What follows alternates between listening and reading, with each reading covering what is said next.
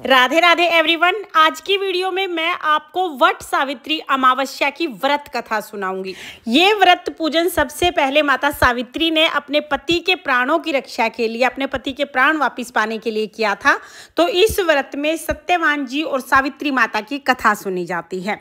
वट सावित्री व्रत की कथा सुनने के लिए हम अपने हाथ में भीगे हुए चने ले लेंगे। अगर भीगे हुए चने नहीं है तो कोई भी अनाज या फूल हाथ में लेकर हम कथा सुनेंगे। तो चलिए कथा शुरू करते हैं। भद्र देश में अश्वपति नाम का राजा था। उसके संतान नहीं थी। उसने बड़े बड़े पंडितों को बुलाया और कहा, मेरे संतान नहीं है, इसलिए तुम कोई ऐसा उपाय करो जिससे मुझे संतान की प्राप्ति हो जाए। सभी पंडितों ने खूब ध्यान लगाया और आपस में विचार विमर्श करके कहा, हे राजन, संतान तो आपके भाग्य में है, आपके भाग्य में एक कन्या है, लेकिन इसको पाने के लिए आपको कुछ हवन यज्ञ इत्यादि कराने पड़ेंगे। राजा ने कहा, चाहे आप कितनी भी पाठ पूजा करो, कितने भी हवन आदि करो, मुझे संतान चाहिए है।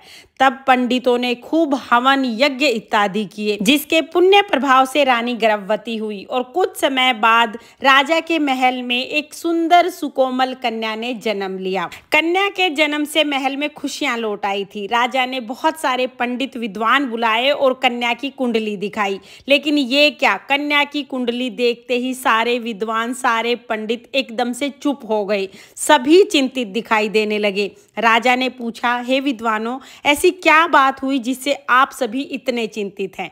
तब पंडितों ने, विद्वानों ने कहा, हे राजन, आपकी जो कन्या है वैसे तो बहुत ज़्यादा भाग्यशाली है, लेकिन 12 वर्ष की आयु में ही ये विधवा हो जाएगी। 12 वर्ष की आयु तक ही इसका पति जीवित रहेगा। राजा ने कहा, तो क्या मेरा नाम नहीं रहेगा? अगर आप लोग इतना जानते हैं तो इसका कोई उपाय भी जानते होंगे, कृपया करके मुझे उपाय बताइए। तब सब विद्वानों ने वेद शास्त्रों का अध्ययन करके, विचार विमर्श करके बताया, हे राजन, आप इस कन्या से पार्वती जी और बरसात अमावस्या का पूजन कराना।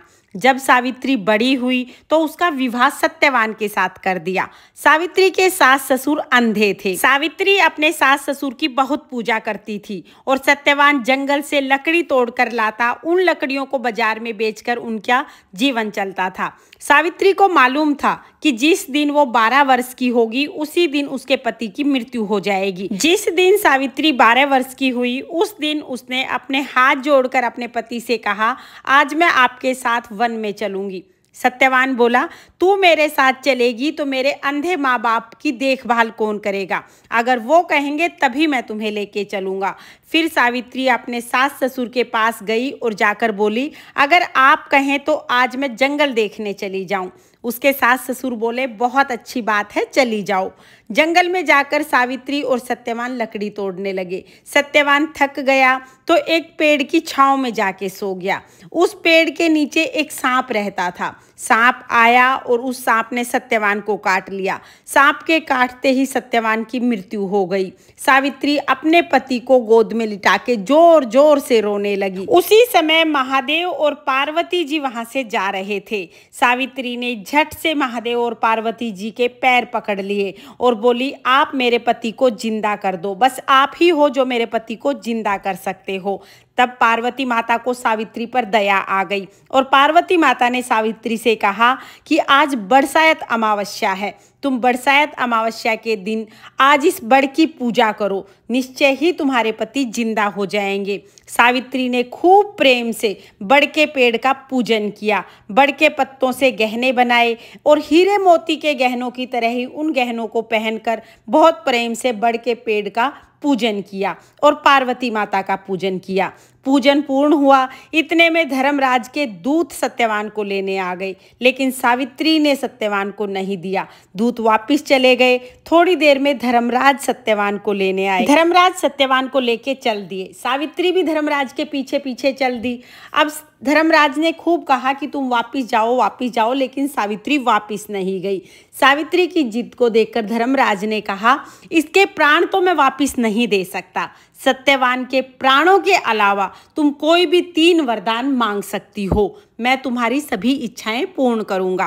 तब सावित्री ने कहा, अगर आप मेरी इच्छा पूर्ण करना चाहते हैं तो मेरे माँ बाप के कोई पुत्र नहीं है, आप मुझे वरदान दें कि मेरे माँ बाप के पुत्र हो जाए, वो पुत्रवान हो जाएं। धर्मराज बोले तथास्तु, ये वचन सत्य हो जाएगा। फिर सावित्री ने कहा कि मेरे सास ससुर अंधे हैं, आप वरदान दीजिए कि उनकी नेत्र ज्योति उन्हें वापस मिल जाए और उन्हें दिखाई देने लगे। धर्मराज ने ये वर भी दे दिया। फिर धर्मराज सत्यवान को लेके चलने लगे, लेकिन सावित्री फिर से पीछे पीछे चलने लगी। धर्मराज ने कहा कि अब तुम्हें क्या चाहिए, अब तुम मेरे पीछे क्यों आ रही हो? सावित्री बोली, हे महाराज, अभी मेरा तीसरा वचन बाकी है। धर्मराज ने कहा, मांगो, तुम्हारी क्या इच्छा है? सावित्री ने कहा, हे महाराज, आप मुझे वरदान दें कि मैं 100 पुत्रों की माँ बनूं। धर्मराज जी ने कहा, तथास्तु। ये कह के धर्मराज जी सत्यवान को लेके जाने लगे। तब सावित्री बोली, हे महाराज, यदि आप मेरे पति को ले जाएंगे तो मैं 100 पुत्रों की माँ कैसे बनूंगी? धर्मराज ने कहा, हे सती, तेरा सुहाग तो नहीं था, परंतु बरसात अमावस्या की पूजा से और पार्वती माता की पूजा से तेरा पति जीवित हो जाएगा। ये कह के धर्मराज ने जल के छींटे सत्यवान के मृत शरीर पर मारे और सत्यवान हर हर करके उठ गया। जब राजा को इस घटना का पता लगा तो राजा ने पूरी नगरी में ढिंडोरा पिटवा दिया कि सभी सुहागिन महिलाएं जेठ की बरसाती अमावस्या के दिन बड़की और पार्वती माता की पूजा जरूर करें।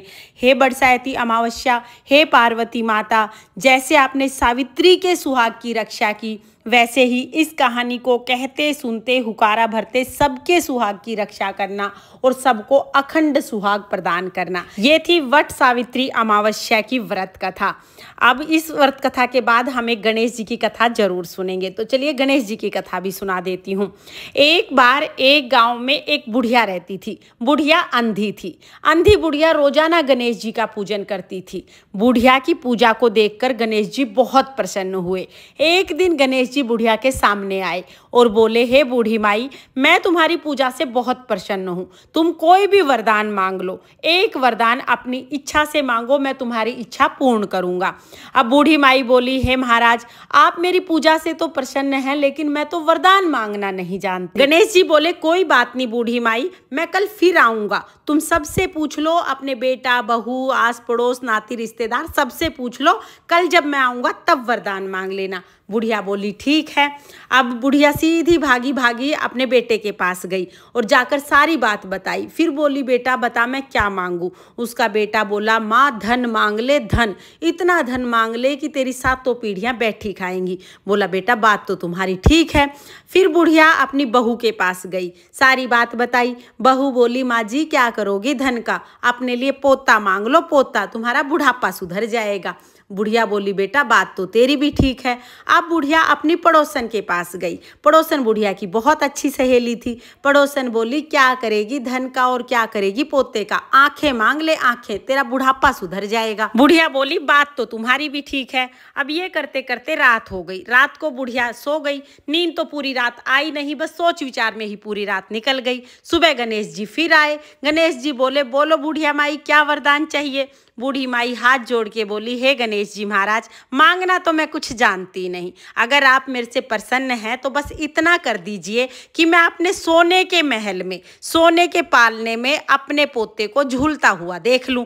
अब गणेश जी महाराज तो ठाके मार मार के हंसने लग गए। हे बूढ़ी माई, मैं तो तुझे बहुत भोली समझता था, तुम तो बहुत चालाक निकली, एक ही बात में धन, पोता, आंखें सब कुछ मांग लिया। गणेश जी ने भी हंसते हंसते बुढ़िया को वरदान दे दिया और बुढ़िया को सारी चीजें मिल गई। बुढ़िया को तो एक बार में ही धन, पोता और आंखें सब मिल गया।